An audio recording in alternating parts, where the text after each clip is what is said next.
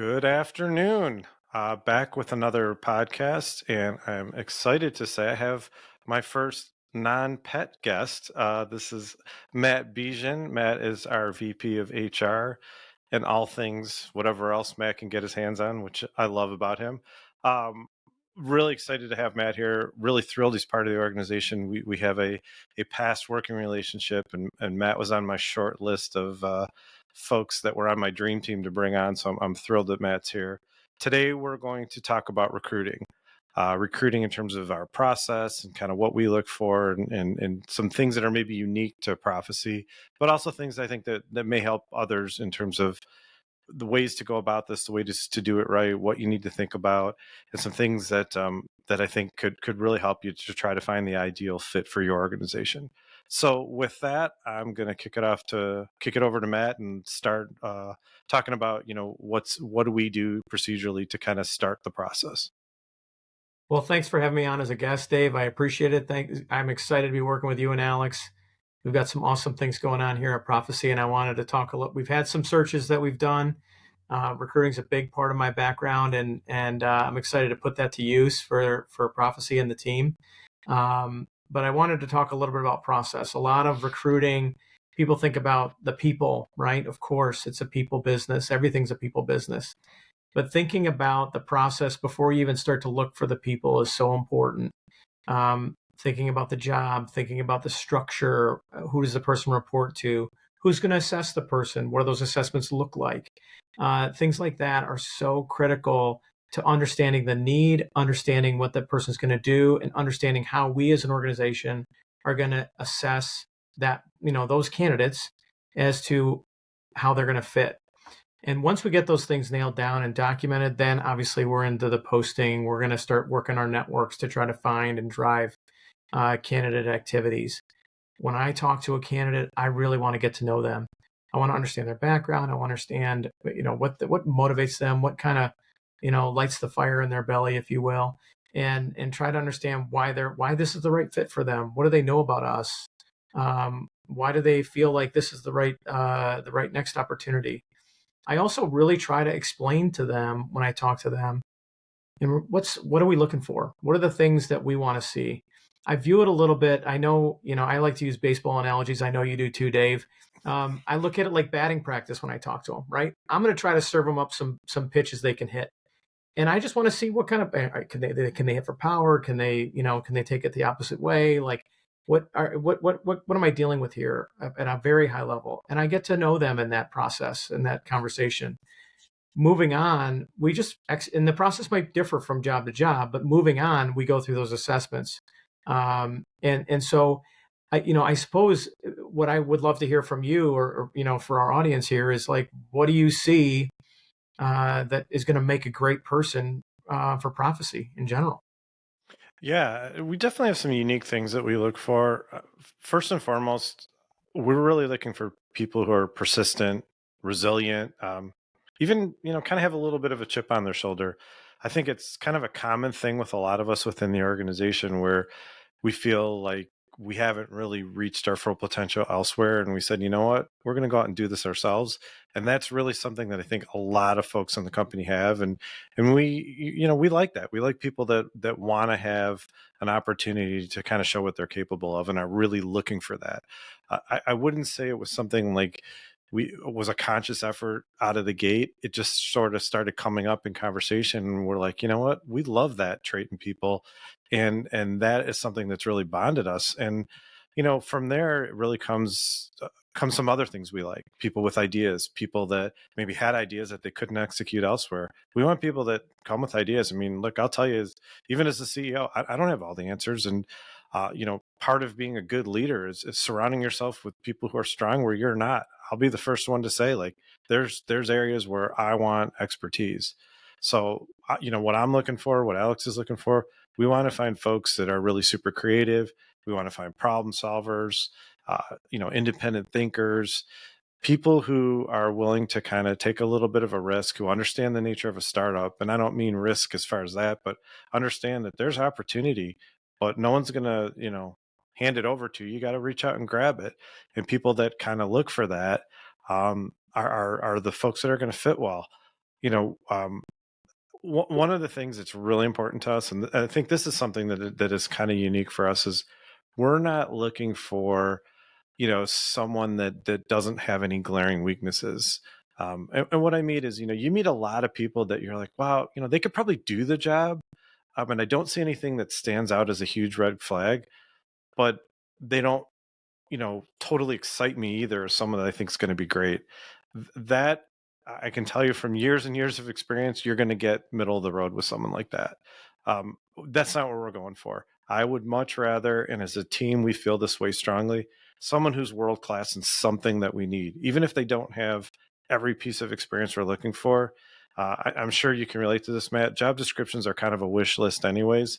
Yeah. So you have to sort of prioritize on what you really need. But if someone comes in and they're just killing it in something we really need, I'll take that all day long because we can teach them the rest if they're really strong somewhere.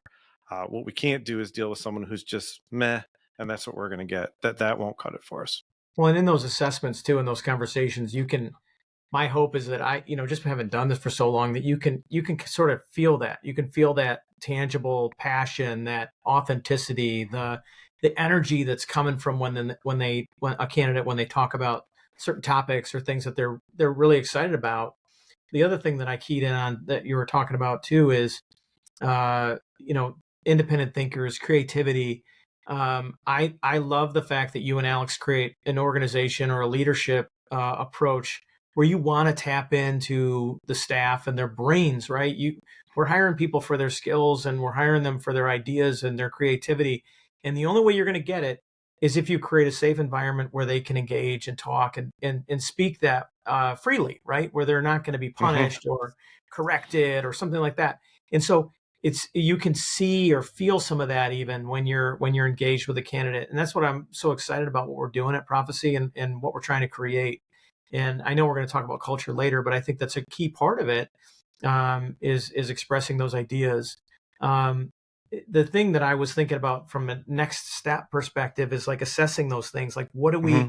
how do you get to that, right? And some of the things that I love that we've done is, in my experience, the best way to tell a candidate and their skills is to sort of put a snapshot of the job, right? See how they do, case study, make them do the job, or at least get an insight, like a little window into how they would operate in the job.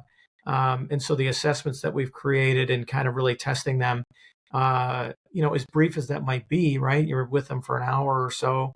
It's still a great way to sort of see how they're going to perform. And I think our process is maybe would be perceived as long, but in the end, if you get it right and the candidate's willing to go through that journey with you, I think we're going to be better off too. Yeah, 100%. I mean, we need to know technically can they do the job, but we also need to know culturally, are they going to be a fit? So whoever they would interact with within the organization, they need to spend some time with those folks, and we definitely want to get a window into the way that they think. So if we're doing assessments for, it could be anything from accounting to something more technical, you know with a platform or ad operations or whatever it is, it's like we need to see how they look at data and how they interpret it. And even if there's not really right or wrong answers with that stuff. It's just, how do you think? How would you present something that we Yeah. give you?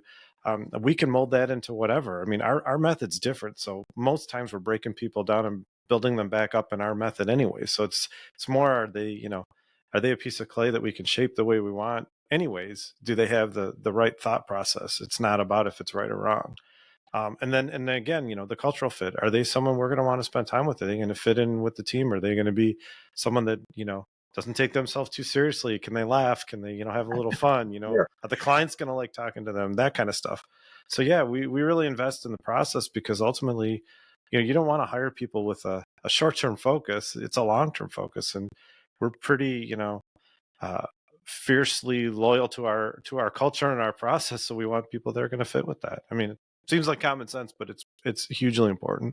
Hey man, it's hard to do. I think, so many people struggle with hiring and recruiting because, for what various reasons, right? They either don't know what they want when they start, or things change, and it's tough. It's very tough. And I think we're going to do our darndest to get, great people in the door. And in my mind, that's one of the best things we can do.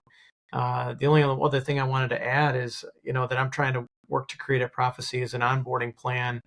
Um, in my mind, you spend so much time, energy, effort, getting the person hired and in the door closed. And then the organizations I've worked in, oftentimes, not every time, but oftentimes you feel this like big sigh of relief um, that you made the hire. But in reality, it's sort of like that's a double down moment when you got to put as much energy and effort to onboarding them well um, as you did to hire them. And you got to think hard about those first 30, 60, 90 days and beyond to make sure that they're well adjusted to the organization and they can be successful. Yeah, well, you know what they say about the first impression. You don't get a second chance. Never, So never a second chance. Right on. yeah, and you never forget the first couple of weeks where you work somewhere. I mean, God, there's multiple examples of if you come in and it's kind of a mess, it's probably going to stay a mess. So, yeah, and with the training that's generally required for most of the positions here, important that we've put the time in. So, Absolutely. yeah. So this has been great. I think this is, kind of a wrap on the recruiting side. We're going to come back and talk a little bit more about culture. We kind of hit on it a little bit, but it's such an important piece, and we have a lot of really specific thoughts about that and things that we're trying to do and things that are really really important to us. So we'll come back and do a little bit more on that. But a lot more to come. Thanks, Matt, for joining. You'll be hearing more from him and certainly from me and others in the organization. And everyone have a great day, and we'll be back shortly with more info. Have a great day. Thanks, Dave. Appreciate it. Thank you.